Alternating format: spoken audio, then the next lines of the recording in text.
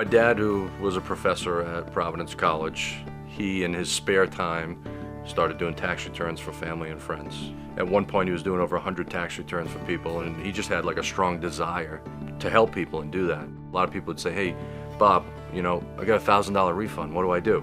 And he would say, all right, what are your priorities? Okay, you need to pay off some debt. You want to go on a family vacation. You want to, save some money for education. You'd help them prioritize that, and you'd say, okay, $400 should go here, $300 here. Every year they'd come through, they were building up this account kind of with his guidance. I remember going into other professors' rooms, and they had all their awards on the wall and diplomas and that. My dad, for him, it was pictures of his family. And to me, that was a telling story. I don't think I even realized it till after he passed away. People were important, and helping people was important. He wouldn't even call himself a professor, he was a teacher. It was all about teaching, and I get that in my business where I understand people. Some people are auditory, they need to hear it. Some people need to see lots of numbers.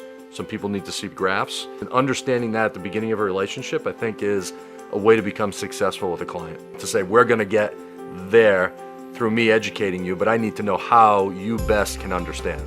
Our process starts with understanding the client first.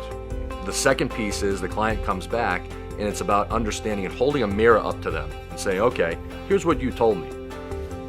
They've never seen it probably this organized before. And then I say, okay, from a top view coming down, here are the things I look at that you could improve on.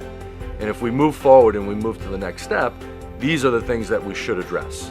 And then once we start implementing it, it's taken each step at a time. Financial planning, what are your goals? Retirement, where are you at now? What's your budget gonna look like at retirement? Are you gonna have a shortfall or not? Do you need to reassess? I'm not a robot. It's about building relationships with people, and it's about teaching people. And for me, that's a great excitement for me to come to work every day to do that. Technology, I'm on top of that like crazy because I think it's just so important to have that. Now again, every client's not gonna tap into the technology, but more and more are. So by me actually adding technology, people will be more aware of their circumstance. They can literally pick their phone up and see everything that we've talked about to the extent that they want to see it. In the investment process, from what I've seen, I think we do better than anybody. I think the idea of the criterias that we set out there, how we test our portfolios on a weekly, monthly basis.